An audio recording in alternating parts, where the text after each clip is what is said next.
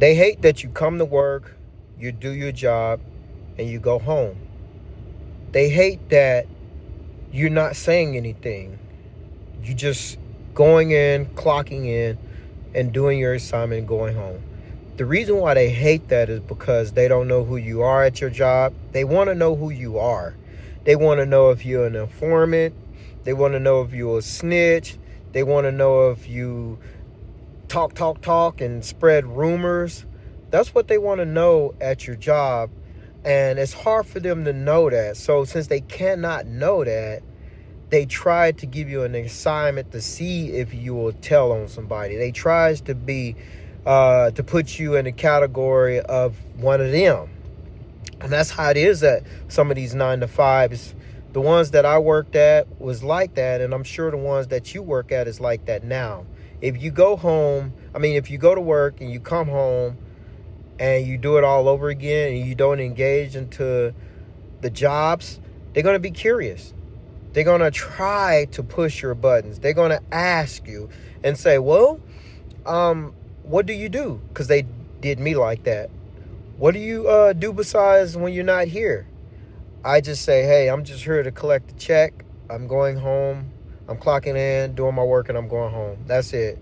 My personal life is my personal life.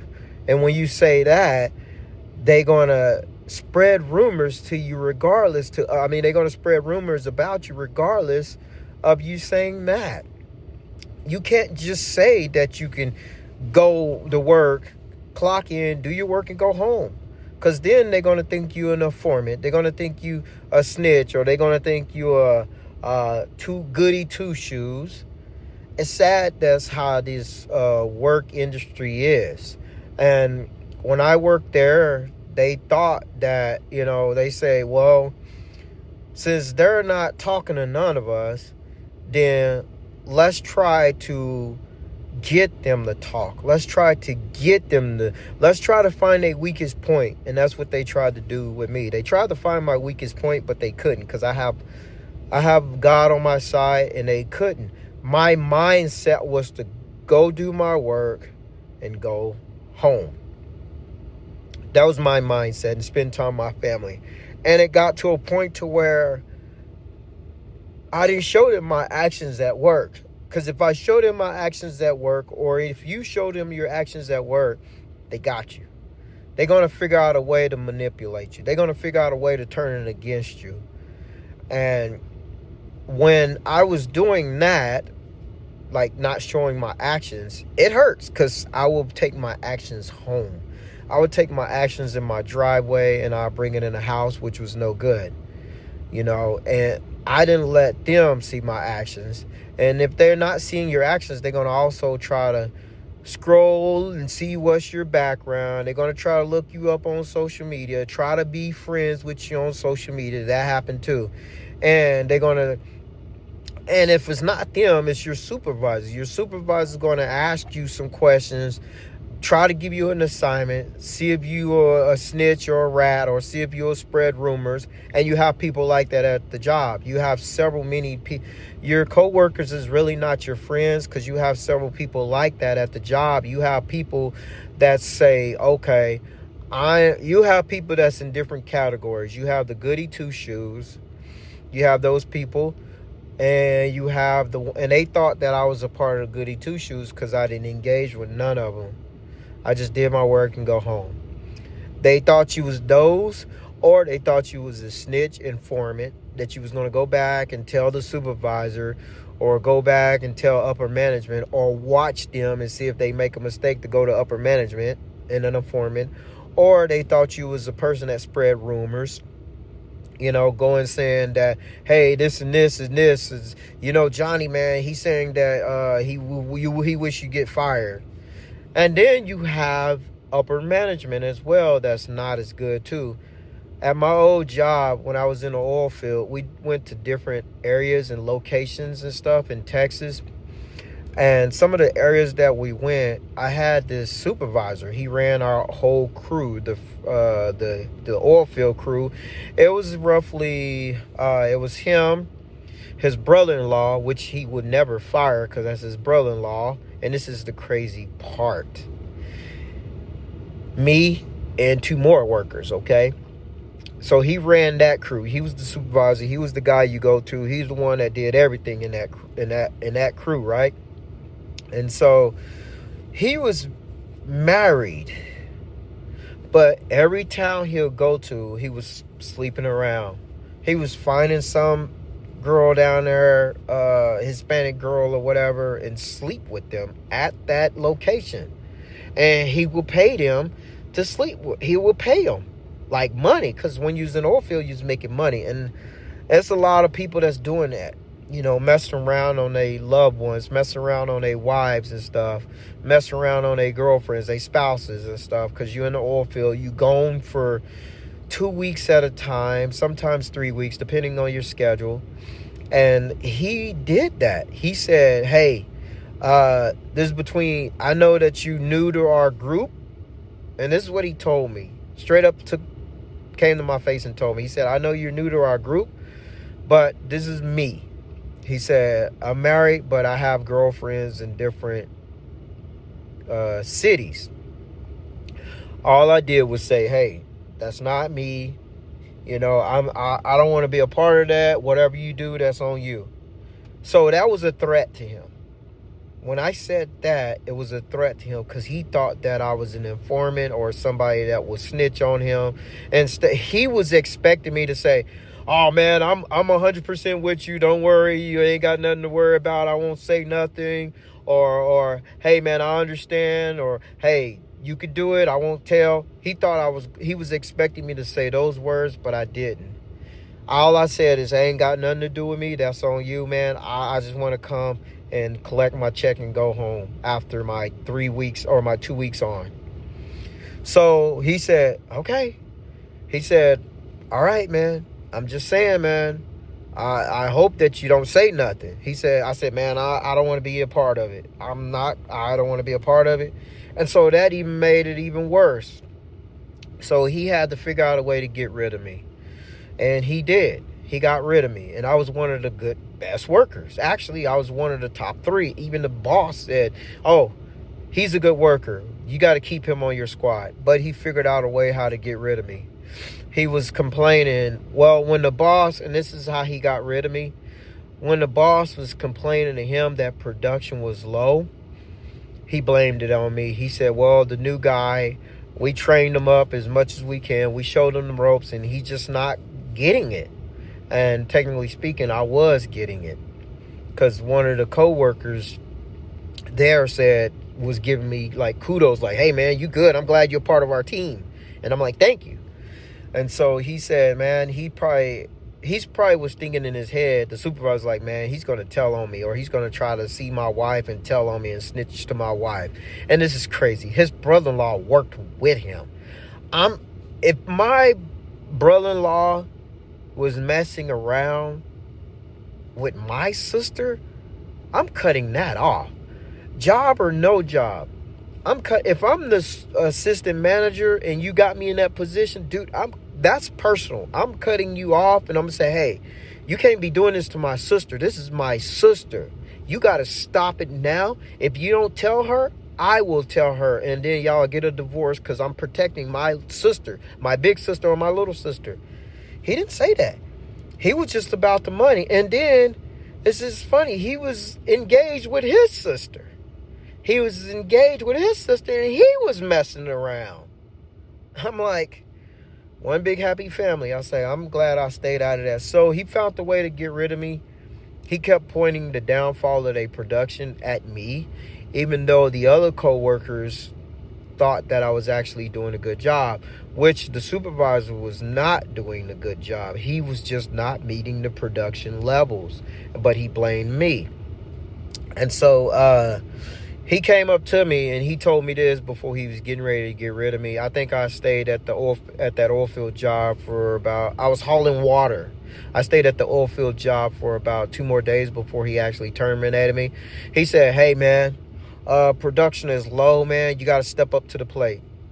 And I'm looking at myself like, okay, I'll step up to the plate, even though I already did as much as I can. And the other workers saw it. I didn't argue. I didn't question him. I just said, okay, I'll step up to the plate. So that made it even a bigger threat to him. Because now I'm accepting his hatred towards me. And so I even did even more. I was sitting there gasping. I was working, pushing, coming back, hauling water quick as possible, doing my numbers. And then 2 days later, he said, man, I told you, man, step up. You're not stepping up. And he said, I think they're going to let you go. I think they're going to let you go. And then I was like, okay. All right, cool. I'm doing the best I can, but okay, if they want to let me go, that's fine. I got a CDL. I can always do something else. I didn't tell him that, but I was like, okay, I respect that, but I'm doing the best I can. So I defended myself. And then I think like that next day, he said, man, I tried to save you as much as I can. I talked to corporate. I plead. I begged. And I'm like, you didn't beg. That's what I was thinking in my head. Like, you didn't beg, man. You wanted to let me go is because that I wasn't a part of your cheating scheme of sleeping with other women in different cities that we go to do oil field work. I wasn't a part of that. That's what I was thinking in my head. So you let me go on purpose because the other people kept your secret. I didn't care about your secret.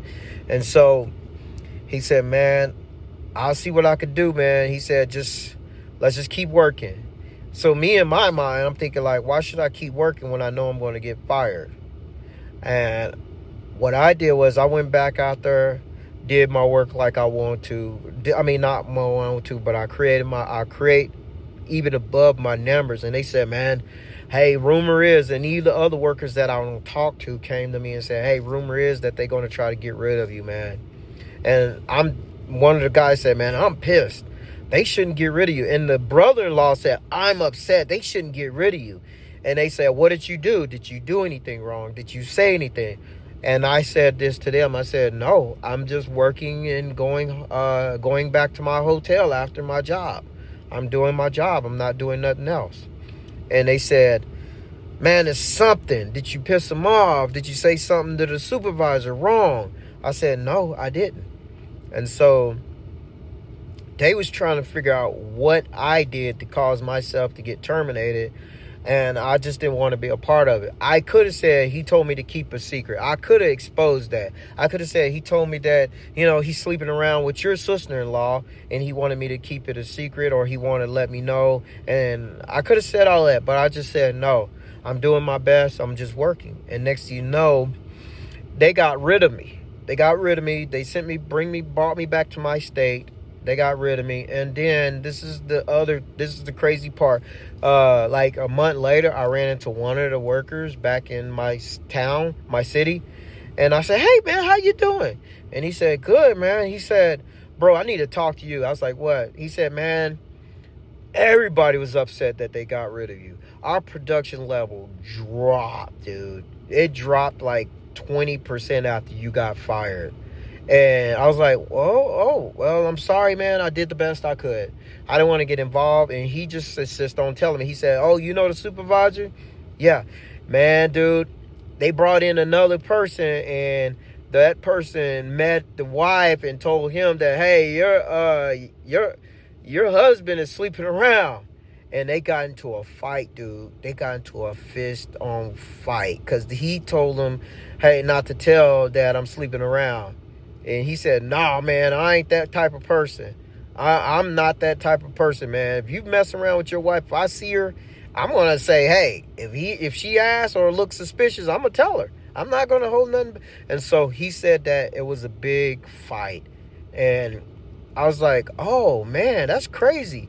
And then the guy that told his wife got let go, and they kept the guy that was still cheating on his wife as the supervisor.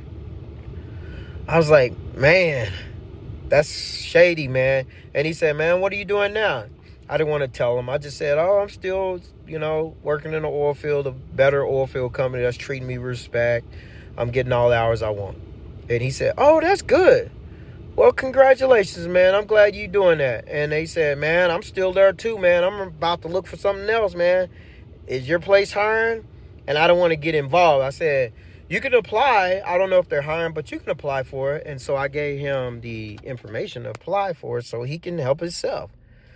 But that's one thing that I wanted to share with you guys of how that I'm getting ready to go do a quote for my business. So that's one thing I just wanted to share with you guys of how the system worked, and how that people, even if you just do your work and you go home, people either think you're an informant, a snitch, or a part of the secret up in the top upper management that just snuck his way into a regular position to see if he can get somebody, an investigator, or a person that's just a loudmouth troublemaker.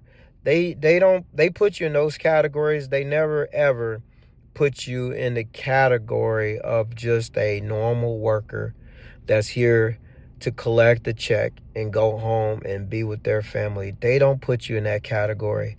At the jobs that I work, that category don't exist. They'll put you in some kind of category.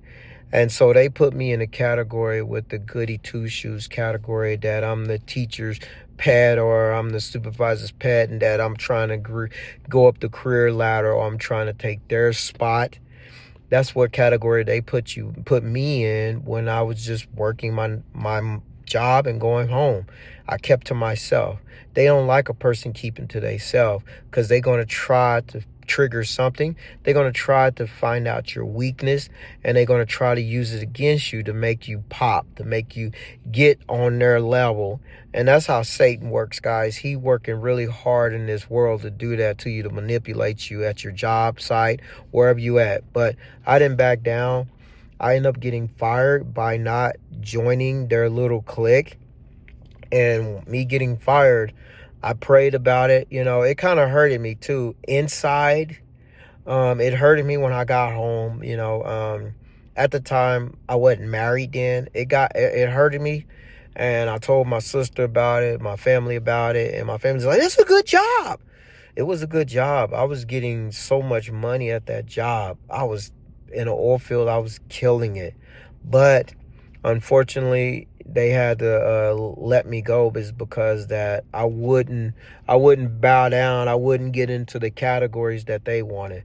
But after that, I was blessed with a better job, a more paying job, all the overtime I want, all the hours that I wanted in the oil field, and I made twice as much.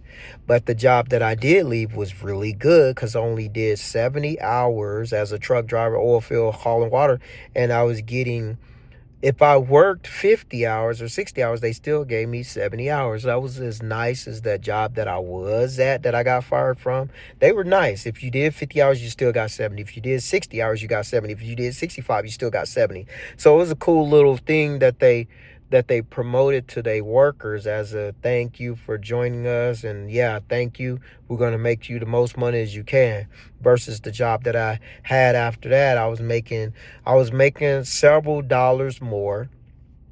And then I had the option to come home every day, and sometimes I work like 2 or 3 days not coming home, which was fine by me, because I was doing so much overtime. I doubled the money that I made from that job, but that job that I had was just more comfortable. And sometimes God will move you to a better position and stuff. And that's what happened. And this is the funny thing. Two of those workers that was working with me end up coming to the job that I was at. And I end up being the lead man over those two workers that came to work with me. And that's funny. And they was above me. Now I'm above them. But they saw me.